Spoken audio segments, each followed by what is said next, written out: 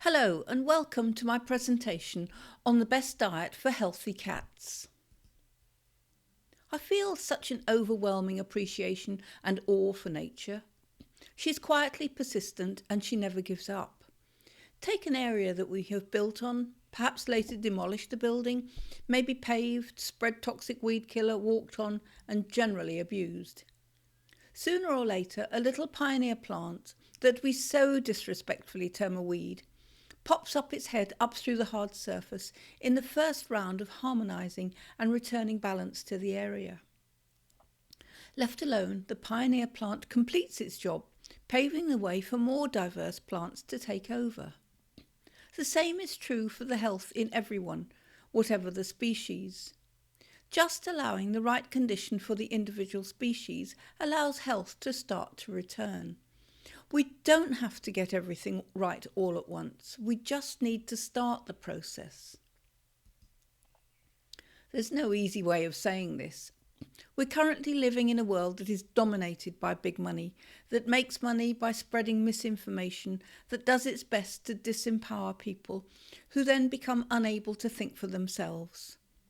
Our education system promotes teaching what to think rather than how to think. We follow the accepted norm without question. We value those with titles even in the face of evidence that doesn't support their advice or actions. We need to release the shackles that keep us in slavery. We need to take back our power so we can be who we came to be and do what we came to do. That may not be very popular with our friends and family, but if popularity supports our restricted ability to think for ourselves, to think outside the box, then maybe it's time to let it go. The fact is that the majority of health problems are man-made, which means we can undo them. We can restore health. I often feel overawed by the generosity of domestic animals to share our lives. I have no doubt they would far rather be leading more natural lives in the wild. In so many ways, they are far more advanced than we are. I believe they live with us not because we feed them, but to remind us of who we really are, to bring a strong aspect of nature into our lives, to help us restore our own balance. But we make it hard for them. And we could make it so much easier with so little effort. The current million, or should I say billion-dollar commercial pet food industry is only a few decades old.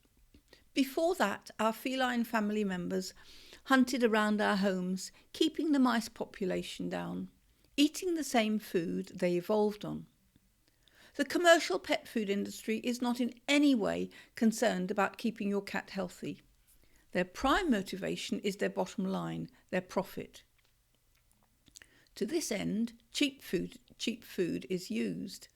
Food unfit for human consumption. And food that is also unfit for most pets, especially cats, who are very sensitive beings. There's really very little good in commercial cat food. It keeps them alive, but it doesn't keep them healthy, much like our own food. There's a lot of confusion over the right diet for cats. Many articles give conflicting ideas. My suggestion is to listen to no one. Instead, listen to nature, to what cats eat in the wild, because that's their natural food, the one they evolved on. And incidentally, that's what zoo cats of all sizes are fed, which means zoo vets give very different advice from small animal practice vets. This is what nature tells me. Cats have evolved for millions of years on a diet of very fresh raw meat and bones from their prey. Their prey are small animals, reptiles, mammals and birds. Even insects are enjoyed. Hunting flies and spiders is also an enjoyable pastime. Their prey contains all they need: muscle meat, organ meat, bones. No plant-based food except maybe a tiny amount in the stomach of their prey, which would be digesting, i.e. fermenting. There's no roughage, The fur is often vomited out. There's no added omega-3, which is present in the right amounts in wild meat. There's no added vitamin D or E, which is also present in raw meat. There's no added taurine, which is only found in raw meat. No supplements of any kind, as the diet contains it all. It's high in protein, animal protein.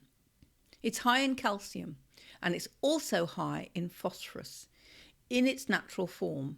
This is perfect for a cat. These are essential parts of their diet that vets so badly misunderstand: the protein and the phosphorus.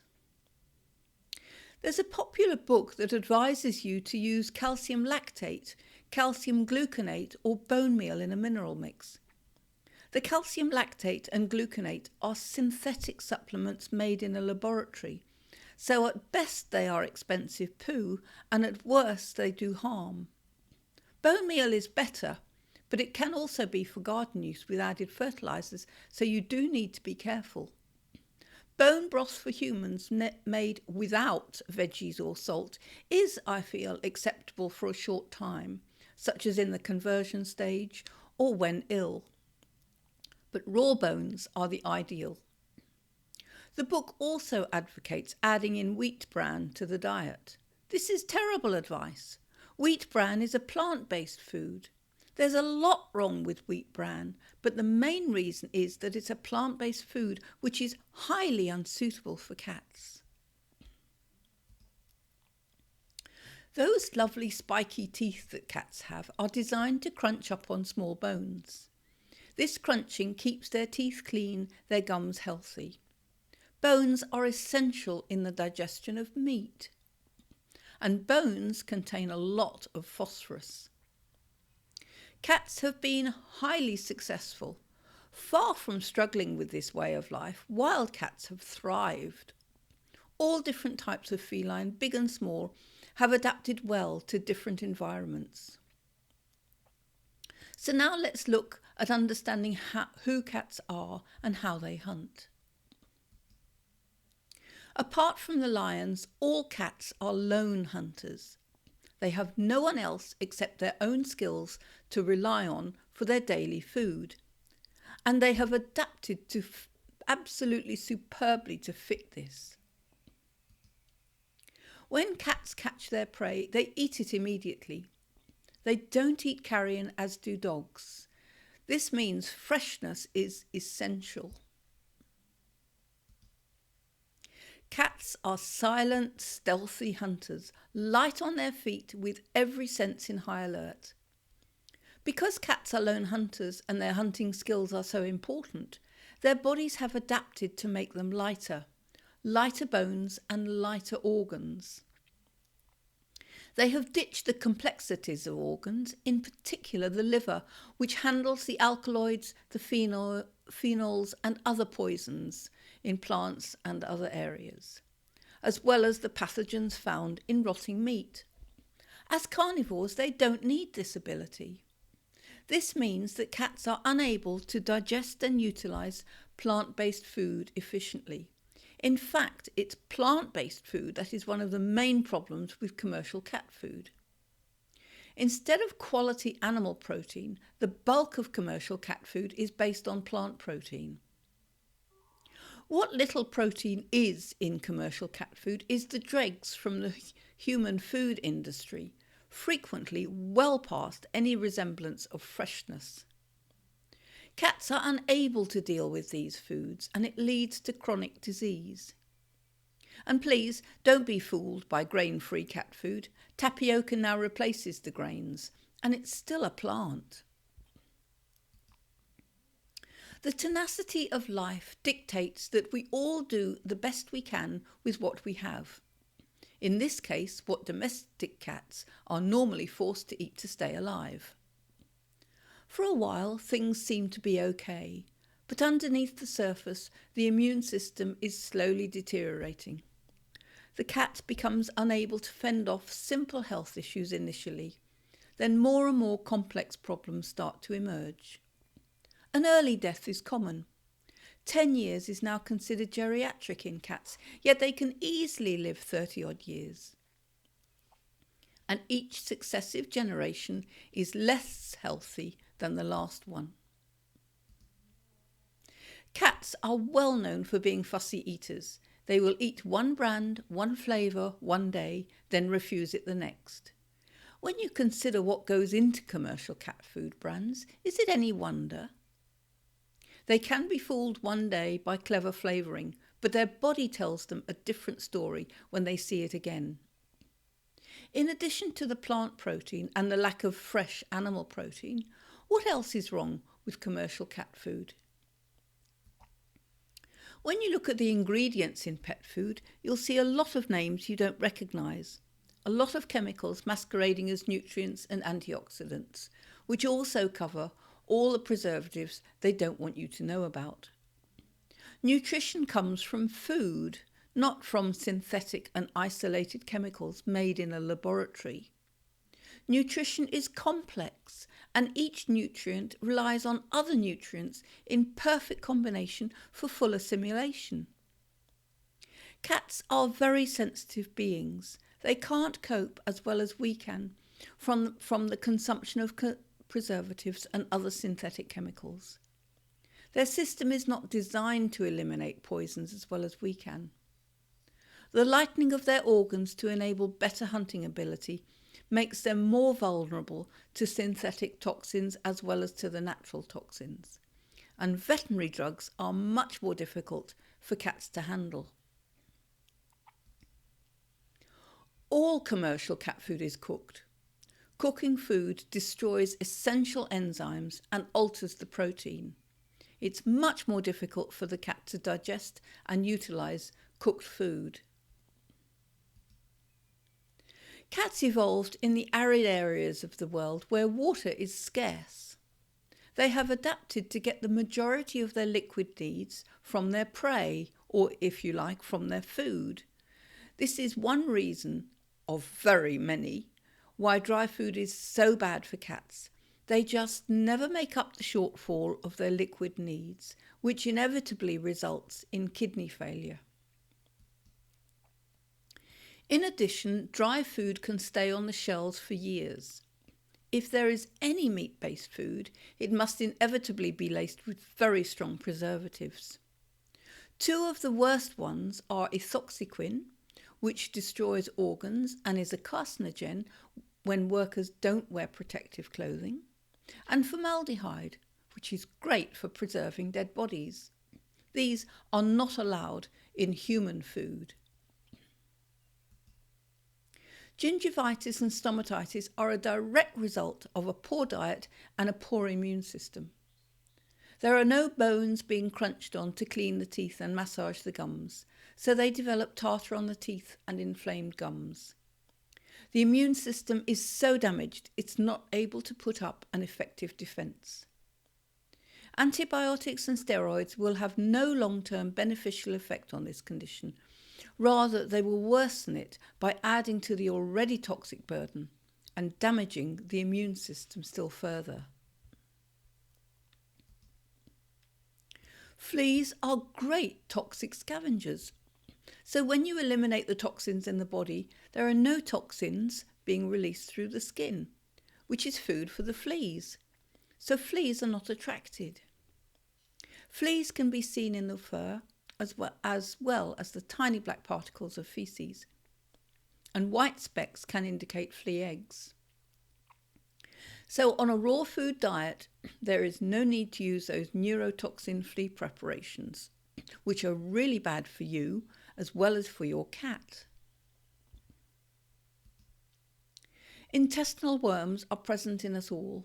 In the right numbers, they aid digestion and absorption. In the wrong numbers, either too low or too high, problems occur. Raw meat digests very quickly in a carnivore, which means the essential intestinal worms cannot breed out of natural balance, as they can with the slow digestion of cooked meat and plant-based food. Wormers, which are pesticides, can wipe all the worms out, leading to absorption difficulties. Inappropriate food for cats leads to slow digestion, which allows the worms to increase into numbers that are detrimental to the cat's health. Cats on food inappropriate for their species, such as commercial cat food, tend to poo every day. The odour is often foul, the consistency is soft, i.e. waterlogged. Cats on the right diet, according to their evolution, have dry, hard and almost odourless stool.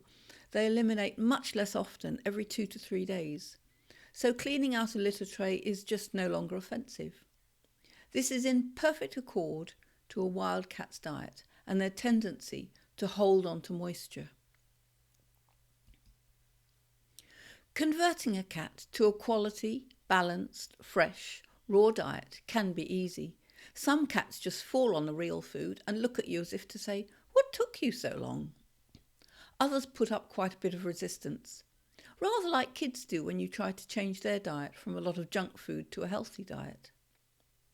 I feel this resistance most often comes from the person. There may be fear of change, there may be worry about bacteria, or any number of reasons. Animals, as do small children, pick up on our feelings really easily. So when we're in doubt, so are they. And if we're not taking our own diet seriously, then we won't do the same for our cats. So this is an area that you may need help with, especially as a switch to a healthy diet or healthcare can result in a detox period, which can be worrying. And a vet won't be able to help you as they're as much or more in the dark as you are. If you choose to purchase a brand of raw food, assuming you're switching from a commercial brand, rest assured you'll be doing so much good for the health of your cat. However, there are some drawbacks to any brand. They can change hands without you knowing, and a new owner may not be as ethically minded. Most brands of raw food still contain far too much plant-based food. Most brands contain a bevy of synthetic supplements. Some brands feel eggshells are a good alternative to bones, but they're not. Many raw brands are pasteurised, so they're not really raw. And you still need to address the bony part of the diet to clean the teeth. I prefer to make my own, then I have full control and I can cater easily to any cat's particular likes or dislikes. While most cats love liver, one cat I had hated it. Food is sacred. Spend time, make time, making your own food rather than opening packets. Do the same for your cats. My cats have 2 meals a day. Breakfast is a mix of half muscle meat and half organ meat, or maybe another muscle meat. Chicken, duck, turkey, lamb and goat are what I feel are suitable for cats. Cats wouldn't hunt a cow, so I don't feed them beef. They wouldn't hunt a goat either, but some compromise is inevitable. It depends on what's available to us. As I have a large family and so a lot of competition, I use mincemeat. Mincemeat is more likely to stay down if the cat gobbles the food, but you can use diced meat just as well. This image shows some goat meat. It's a minced goat meat with some minced chicken moistened with water. I try to vary the breakfast every day, but it's the same every week. So it's easy for me to get the same food every week, but the cats get a variety throughout the week. I buy meat with very long use-by dates, ensuring it's very fresh. Then I portion it up. I keep 2 to 3 days worth in the fridge and the rest is frozen. So they get some fresh meat every week and it's all very fresh, ensuring they get good, balanced nutrition. This meal shows some minced chicken liver, some minced chicken meat and a little minced lamb meat, and it's moistened with some beaten whole egg. I dilute about twice as much water to the egg. Whole eggs are fine, but do try to get the organic or at least free-range ones. I have my own, so these are my own duck eggs.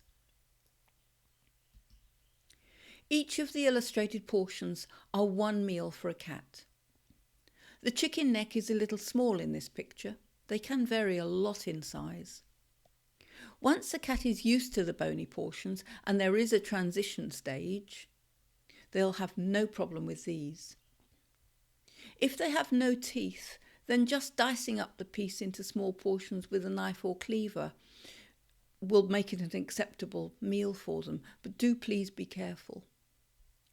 I think grinding up bony parts in a grinder is very hard on the grinder, and you'd probably go through quite a few of them.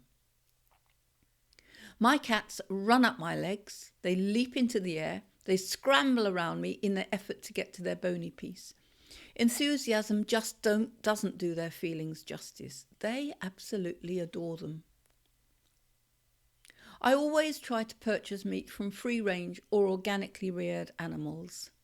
It's better for them, it's better for the environment, it's better for the farmers, and it's certainly better for my cats. Whilst there are other areas that affect the health of a cat, food is one of the primary areas. Just by switching to a diet as close as we can get to the one they evolved on, health can be fully restored, especially when the cat is young and serious problems haven't taken hold. Even in older cats or cats with serious and chronic health issues, the diet remains one of the key important areas that is essential to address if you're looking for beneficial health care. It isn't always easy to convert a cat to a quality raw diet they evolved on, just as it isn't easy to convert kids to real food when they're used to fast food. However, it is possible and it is beneficial. The health benefits of a quality, fresh, balanced, raw meat and bones diet includes better physical health. Problems improve or disappear altogether. They're happier. They have much healthier, much better mental health. They have more energy. Their sleep is deeper and more relaxed. Fleas, worms and other parasites are eliminated or kept to normal numbers. It may take time to get there depending on what went before, but it is worth it. For more information about making your own healthy cat food, please go to the link here. And there you can sign up for my emails and broadcasts. And I wish you well in your endeavours. It may take you time and it may take a while to get your head around it, but I assure you it is possible and it is beneficial.